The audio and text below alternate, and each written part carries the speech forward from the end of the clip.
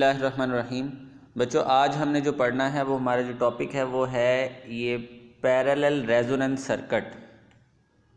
हम क्या करेंगे कि यहाँ पर इसको कह सकते हैं LC पैरेलल सर्किट।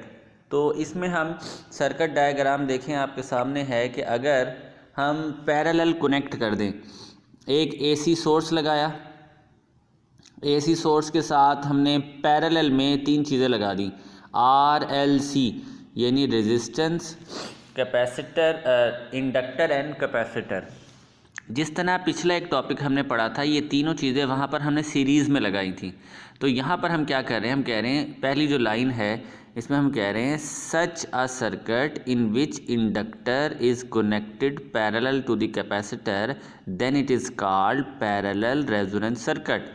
इसके अंदर भी रेजोनेंस प्रोड्यूस होगी, लेकिन मिनिमम करंट पर।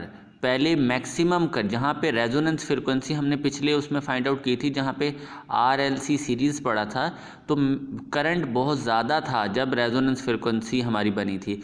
लेकिन यहाँ पर क्या है कि नहीं, उसके उलट ग्राफ होगा। लीस्ट करंट पर, कम से जो कम करंट होगा उस पर रेजोनेंट फ्रिक्वेंसी जो है वो बनेगी। यहाँ पे वो ये कह रहा है let us consider L C parallel circuit in which inductance coil L and negligible resistance R at resonance frequency is equal to XL is equal to XC। ये आपको पता है XL is equal to XC जो है, अगर ये बराबर हो तो फ्रिक्वेंसी, रेजोनेंस फ्रिक्वेंसी हम उससे निकाल सकते हैं।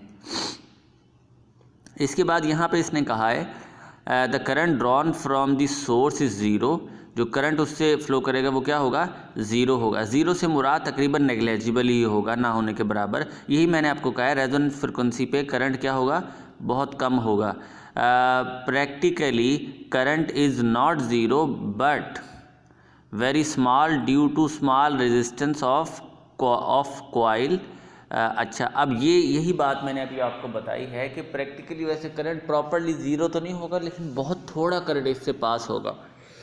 एक ग्राफ आप लोगों ने देखा था, वो ग्राफ था RLC सीरीज सर्किट के अंदर। उसके अंदर जो रेजोनेंस फ्रिक्वेंसी थी हमने जो फाइंड आउट की थी, वो आप उसमें से देखिएगा कि उस पर करंट की वैल्यू लार्ज थी, मैक्सिमम थी, जबकि यहाँ पर करंट की जो वैल्यू है वो मिनिमम होगी।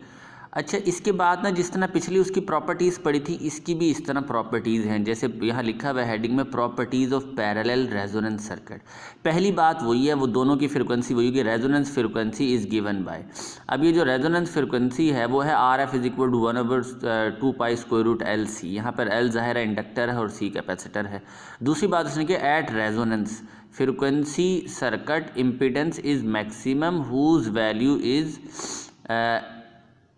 L/RC। उसने कहा है जो रेजोनेंस फ्रिक्वेंसी है ना, वो जहाँ पर रेजोनेंस होगी वहाँ पे इम्पीडेंस मैक्सिमम होगी, गोया रेजिस्टेंस वहाँ पे क्या होगी, मैक्सिमम होगी। जब रेजिस्टेंस वहाँ पर मैक्सिमम होगी तो आप खुद इस बात का अंदाज़ा लगाएं कि जहाँ रेजिस्टेंस ज़्यादा हो तो वहाँ करंट कम होता है। यही बात अभी हमने पहले भी की है। इसके बाद उसने कहा है एट रेजोनेंस द, ये तीसरा पॉइंट पढ़ो, at resonance the current is minimum and in phase with applied voltage so the power factor is 1। अब उसने कहा है कि जो करंट है वो मिनिमम होगा, वही बात उसने उसके उलट कर दी। ज़ाहिर है इम्पीडेंस मैक्सिमम होगी तो करंट क्या होगा, मिनिमम होगा।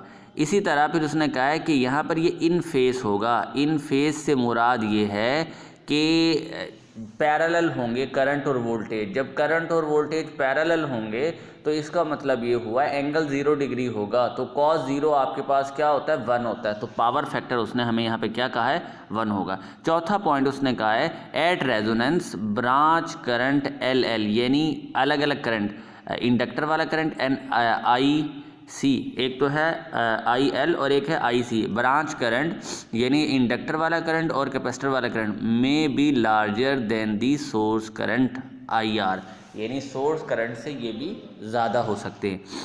इसको हम कहते हैं रिजेक्टर सर्किट। वो पहले वाला RLC सीरीज़ जो पड़ा था वो एक्सेप्टर सर्किट था, ये रिजेक्टर सर्किट है। यहाँ पे करंट फ्लो नहीं कर रहा है, यानी मिनिमम करंट फ्लो कर रहा है, इसलिए हम इसको कह रहे हैं इधर मैक्सिमम इम्पीडेंस है। इसलिए इसने लास्ट लाइन में कहा है it is called rejector circuit because it reject the maximum flow of current due to maximum impedance. तो ये हमारा एक छोटा सा टॉपिक था RLC पैरेलल सर्किट या LC पैरेलल सर्किट। तो इसके बाद हम नेक्स्ट टॉपिक